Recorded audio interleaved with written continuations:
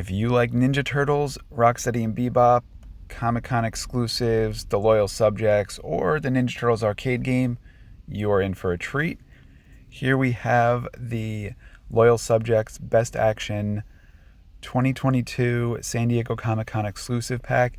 This is a pretty fun throwback to the video game when Rocksteady and Bebop are flashing when they're both low on life. So this is like a color variant of their best action figures when they're in that low health form, which is just kind of a Loyal Subject, in my opinion. It's always the absolute best at coming up with creative variants and variations of their figures, and this is just another notch in their belt of just a really fun figure.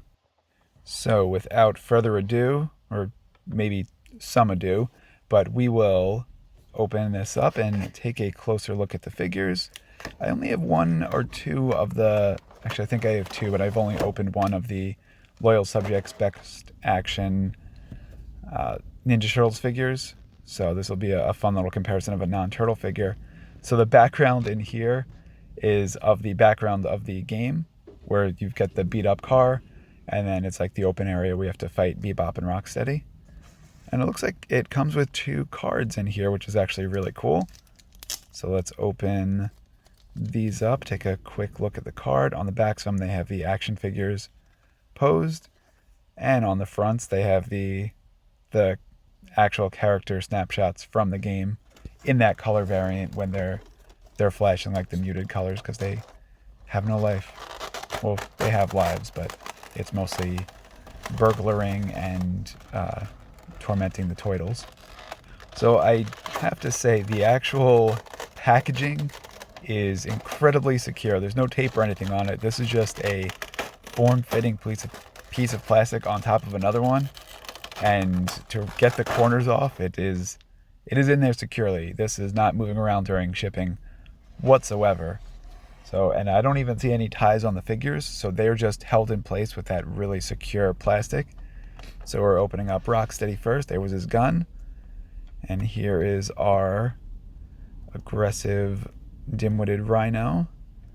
And yeah, the plastic Loyal Subject uses on these is really, really good. It's like a mid-quality, not quite Super 7, but definitely better than some of like the Playmates, and I'd say on par with like Hasbro.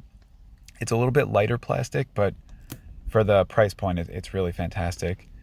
So right out of the gate, just the details on his face are exactly what you'd want them to be.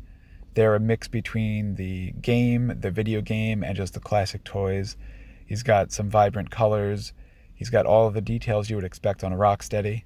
And looks like he's branded with the San Diego Comic-Con 2022 on the back, which is a really nice feature for any of those out-of-box collectors who open up their exclusive figures. Here's a little reminder that he is from a convention. And then we have his human head, swappable.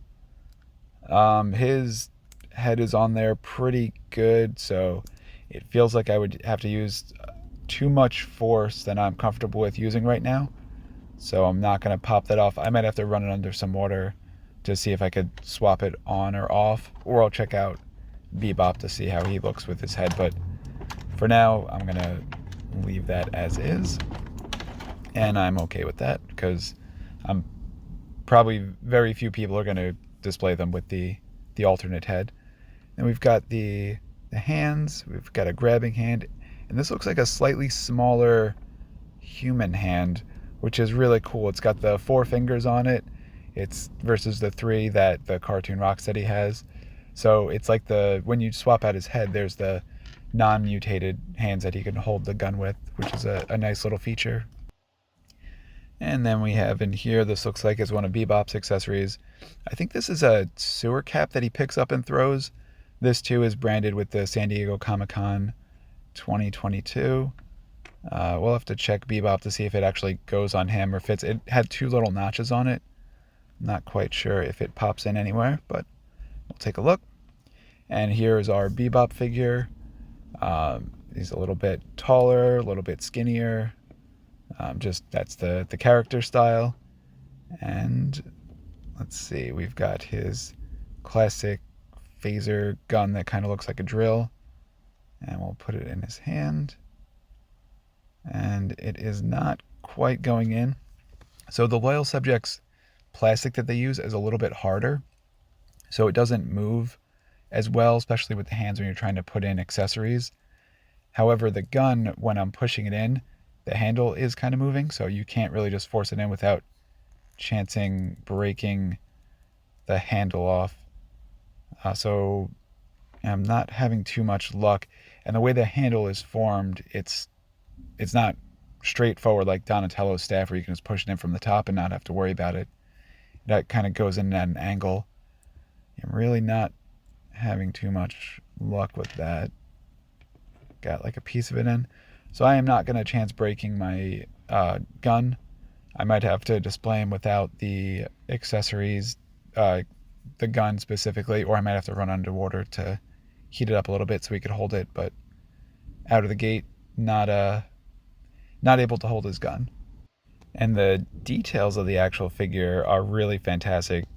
Similar to Rocksteady, it has everything you would want on your mutated boar figure, and from all the accessories to the necklace. And then he's got his human head that you could swap out, complete with purple mohawk and fashionable glasses.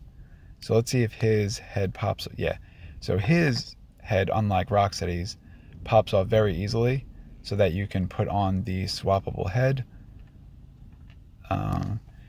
It is not as easy to pop on, and since I'm not going to display him with it, I'm not going to put too much pressure. So just to see what he looks like, I'm just going to very loosely fit it in. It's not fully on there, but it's enough that we can kind of get an idea of how this bonus head looks. The scale of the head to the body is not quite there.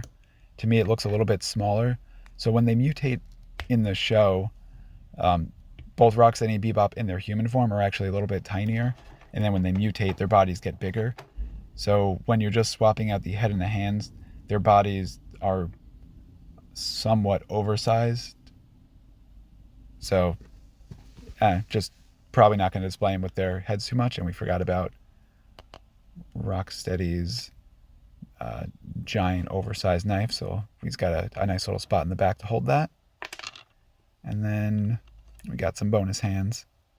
So Bebop has a nice punching hand, which Rocksteady did not come with a punching hand, which I like that. And then he's got the cartoon one, or not the cartoon, the mutated one and the human one. So one has 4 fingers, one has 3 fingers. And then let's see what else he has. Then he's got some grabbing hands. Here's Bebop's versus Rocksteady's, so they can shake hands. And then what else does he have in here? He's got a cool little knife. Let's get some of this garbage out of the way. The handle of the knife, you can see, is also a little bit big. It's actually bigger than the gun, so I'm probably not going to chance putting that on because there's a chance I might break his fingers off without the use of some heat. It doesn't look like he's got a spot to hold it either, so if I could figure out how to get it into his hands, I'll probably have him hold the gun and the knife, but you can see that that's not fitting anytime soon.